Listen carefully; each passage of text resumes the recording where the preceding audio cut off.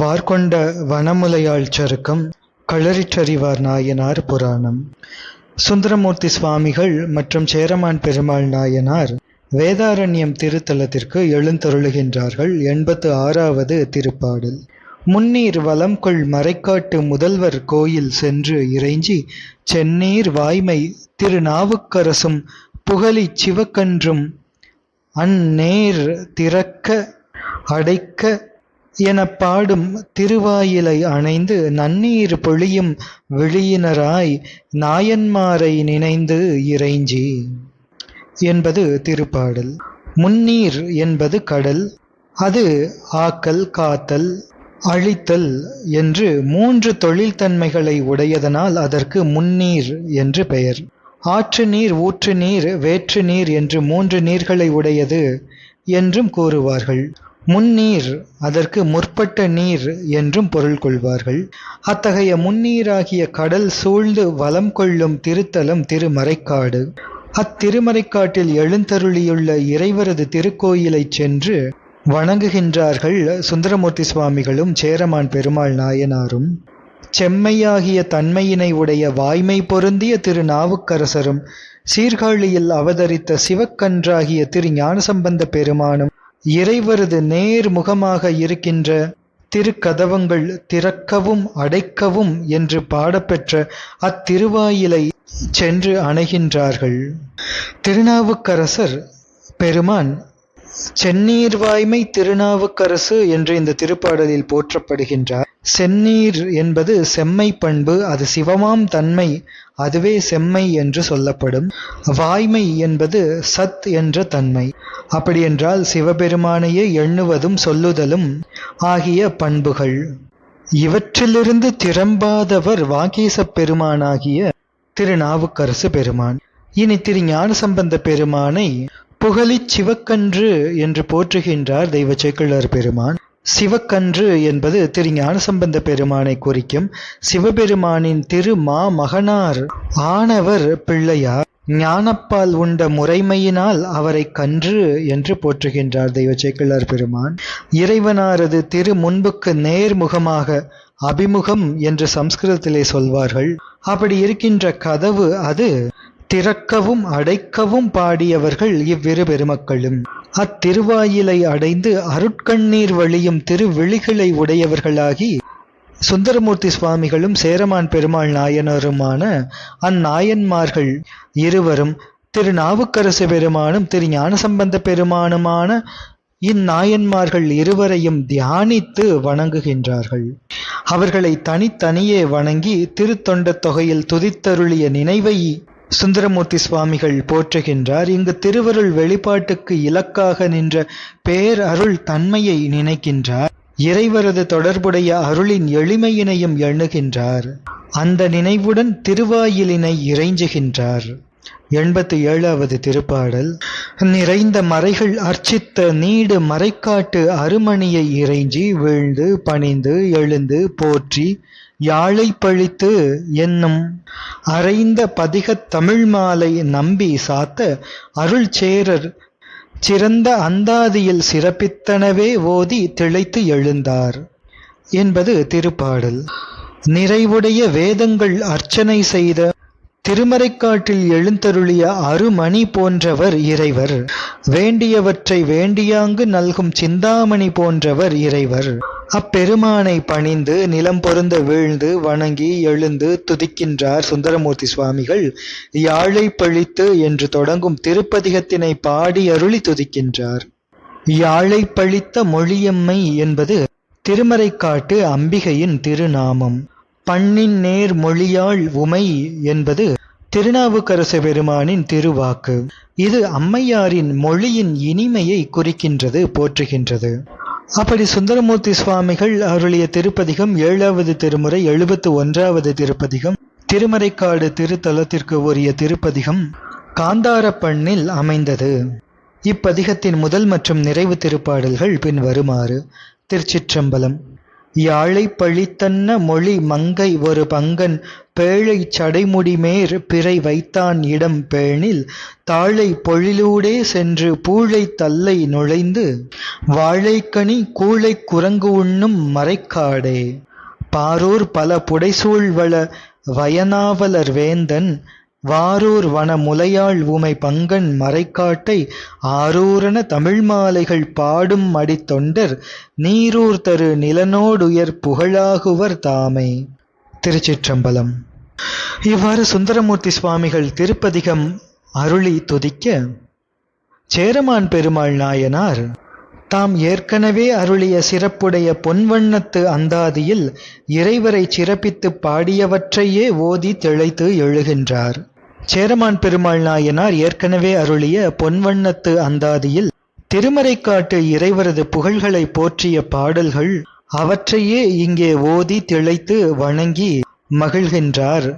அந்த திருப்பாடல்கள் பின்வருமாறு: துயரும் தொழும் அழுஞ்சோறும் துகிலும் கலையும் செல்லப் பெயரும் பிதற்று நகும் வெய் துயிர்க்கும் பெரும்பிணி கூர்ந்து அயரும் அமர்விக்கும் மூரி நிமிர்க்கும் அன் தோவிங்கனே மயரு மறைக்காட்டு இறைக்கு ஆட்பட்ட வானுதலே. இந்த திருப்பாடல் செவிலி கூற்றாக அமைகின்ற திருப்பாடல். இனி மற்றுமொரு திருப்பாடல்: கொட்டுஞ்சில பல சூழ நின்றார்க்கும் குப்புற்றெழுந்து நட்ட மறியும் கிரீடிக்கும் பாடு நகும் வெருட்டும் வட்டம் வரு மருஞ்சாரணை செல்லும் மலர்தயங்கும் புட்டங்கிரும்பொழில் சூழ் மறைக்காட்டு அரண் பூதங்களே என்பது பொன்வண்ணத்து அந்தாதியிலே இருக்கின்ற 37வது மற்றும் 47வது திருப்பாடல்கள்.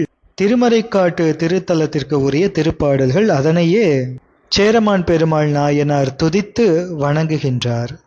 88வது திருப்பாடல்: எழுந்து பணிந்து புறத்து எய்தி இருவர் பெருந்தொண்டரும் சில நாள் செழுந்தண் பழன பதியதனுள் அமர்ந்து தென்பால் திரைக்கடல் நஞ்சு அழுந்து மிடற்றார் அகத்தியான் பள்ளி இறைஞ்சி அவிர்மதிய கொழுந்துவளர் செங்கடை குழகர் கோடிக்கோயில் குறுகினார் என்பது திருப்பாடல்.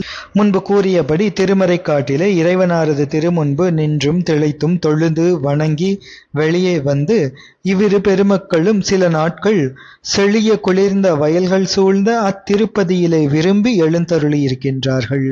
வேதாரண்யம் கடற்கரை பட்டணம். எனவே கடற்காற்றினால் குளிர்ச்சி செய்யப்படுவது அத்தலம். இந்த நகர் சோழ நாட்டினை சார்ந்தது. எனவே காவிரி நீர் வளமுடைய வயல்களும் இருக்கின்றன. அதனாலும் குளிர்ந்த தலம் இது. அந்த நாளிலே கடல் துறைமுகமாக இருந்தது. கப்பல் வாணிபம் உடையதாக இருந்தது. முத்துக்குளித்தல், உப்பளத்துறை தொழில் முதலியவற்றில் சிறந்து விளங்கியது. அங்கே சில நாட்கள் எழுந்தருளி இருக்கின்றார்கள் இவ்விரு பெருமக்களும். அங்கிருந்தவாறே அதன் தெற்கில் இருக்கின்ற அலை பொருந்திய கடல் நஞ்சினை உட்கொண்ட கண்டத்தினை உடைய இறைவரது திரு அகத்தியான் பள்ளியினை சென்று வணங்குகின்றார்கள். ஆனால் திரு அகத்தியான் பள்ளி திருத்தலத்திற்கு சுந்தரமூர்த்தி சுவாமிகள் அருளிய திருப்பதிகம் நம் தவக்குறைவு காரணமாக நமக்கு கிடைக்கப் பெறவில்லை. பின்னர் அங்கிருந்து புறப்பட்டு கோடிக்கோயில் என்று அழைக்கப்படக்கூடிய சோழ நாட்டில் காவிரி தென்கரையில் கடைசி பதியாக இருக்கின்ற தலம், கடற்கரையில் இருக்கின்ற தலம் சோழ நாட்டு தென்கோடி எல்லை. எனவே அதற்கு கோடிக்கோயில் என்று பெயர். அங்கே இறைவரது திருநாமம் குழகர். கோடிக்கோயில் சேர்ந்து குழகரை வணங்குகின்றார்கள் இவ்விரு பெருமக்களும். 89வது திருப்பாடல்: கோடிக்குழகர் கோயில் அயல் குடிகள் ஒன்றும் புறத்து எங்கும் நாடி காணாது உள்புக்கு நம்பர் பாதம் தொழுது உள்ளம் வாடி கடிதாய் கடல் காற்று என்று எடுத்து மலர்கண்ணீர் வார பாடி காடு காழ்ப்புணர்ந்த பரிசும் பதிகத்திடை வைத்தார். கோடிக்குழகரது திருக்கோயிலின் வெளியேயும் பக்கத்திலேயும் எங்கும் நாடியும் ஒரு குடியும், அதாவது குடிமக்களினுடைய வசிப்பிடங்கள் ஒன்றுமே இல்லாததைக் கண்டு திருக்கோயிலின் உள்ளே புகுந்து இறைவனாரது திருவடியை தொழுது உள்ளம் மிக வாடி மனம் மிக வருந்தி மலர் போன்ற கண்களில் நீர் வழிய கடிதாய் கடற்காற்று என்று தொடங்கி திருப்பதிகம் பாடி அருளுகின்றார் சுந்தரமூர்த்தி சுவாமிகள். அங்கே காடுகளுடன் இறைவர் வீற்றிருக்கும் தன்மையினையும் அப்பதிகத்தினுள்ளே வைத்து போற்றி அருளுகின்றார். தொண்டு புரிவாரும் வழிபடுவாரும் உடன் என்று இறைவர் தனியே கடற்காற்று கடிதாய் மணலை வாரி இறைக்க தாம் வீற்றிருத்தலை காணச் சகியாது மனம் வாடி சுந்தரமூர்த்தி சுவாமிகள் இத்திருப்பதிகத்தை அருளுகின்றார்.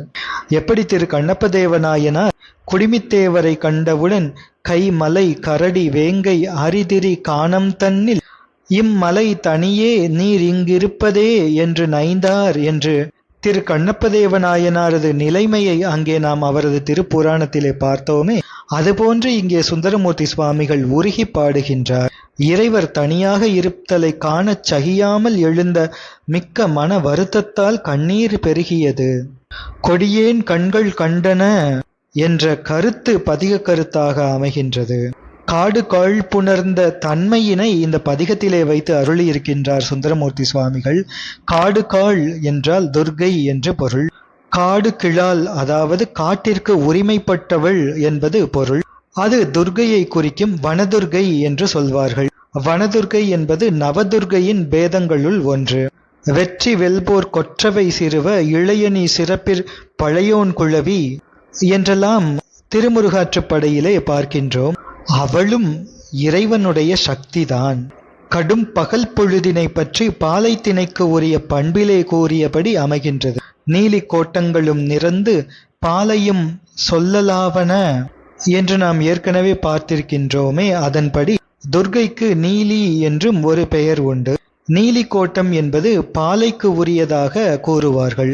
இங்கு கடற்கரை அது நெய்தல் திணை என்றாலும் கூட அதனுடைய இயல்பு மாறி கடினமானதாக மாறி கடற்காற்று வந்து மோத குடிமக்கள் வாழ்வதற்கு இடமின்றி துயர் உறுத்தும் நிலை பற்றி, இது பாலை நிலம் போல காண்பதன் அந்த இயல்பு பற்றி இவ்வாறு அந்த தன்மையை திருப்பதிகத்தின் உள்ளே வைத்து பாடி அருளுகின்றார் சுந்தரமூர்த்தி சுவாமிகள். அவ்வாறு கோடிக்கோயில் திருத்தலத்திற்கு சுந்தரமூர்த்தி சுவாமிகள் அருளிய திருப்பதிகம் 7வது திருமுறை 32வது திருப்பதிகம் கொல்லிப்பெண்ணில் அமைந்த திருப்பதிகம். இத்திருப்பதிகத்தின் முதல் 5வது மற்றும் 10வது திருப்பாடல்கள் பின்வருமாறு. திருச்சிற்றம்பலம். கடிதாய் கடற்காற்று வந்தற்ற கரைமேல் குடிதான் அயலே இருந்தார் குற்றமாமோ கொடியேன் கண்கள் கண்டன கோடிக்குலகீர் அடிகேள் உமக்கு ஆர் துணையாக இருந்தீரே. மையார் தடம் கண்ணி பங்கா கங்கையாளும் மெய் ஆகத்து இருந்தனள் வேறிடம் இல்லை கையார் வளைக்காடு காலோடும் உடனாய் கொய்யார் பொழில் கோடியே கோயில் கொண்டாயே. பாரூர் மலிசூழ் மறைக்காடு அதன் தென்பால் ஏறார் பொழில் சூழ் திருக்கோடி குழகை ஆரூரன் உரைத்தன 10 இவை வல்லார் சீரூர் சிவலோகத்து இருப்பவர் தாமே. திருச்சிற்றம்பலம். திருக்கோடிக்குழகர் சோழ நாட்டு காவிரி தென்கரையில் கடைசியாக இருக்கின்ற தலம் 127வது தலம். இது குழகர் கோயில் என்று வழங்கப்படும். தேவர்கள் பார்க்கடல் கடைந்து பெற்ற அமுதத்தில் எஞ்சியதனை வாயுவின் கைகளில் கொடுக்க அவன் அதனை வானவீதியில் கொண்டு செல்லும் பொழுது அது கீழே விழுந்து சிவலிங்க உருவமாக அமைந்த தலம். பின்னர் தேவர்கள் வந்து வழிபட்டு அமுதம் பெற்றனர். சுவாமியின் திருநாமம் அதற்கு ஏற்றவாறு அமுதகடேஸ்வரர் என்று அமைந்திருக்கின்றது. குழகேஸ்வரர் என்பது மற்றொரு திருநாமம். இறைவியார் திருநாமம் அஞ்சனாட்சி மைத்தடங்கண்ணி. முருகப்பெருமான் ஒரு முருகமும் 6 திருக்கரங்களும் கொண்டு எழுந்தருளி இருக்கின்றார். தீர்த்தம் அமுத தீர்த்தம், அக்னிகடல் தீர்த்தம். இவை இத்தலத்தை பற்றிய தல விசேஷ குறிப்புகள். தொடர்ந்து சிந்திப்போம். திருச்சிற்றம்பலம்.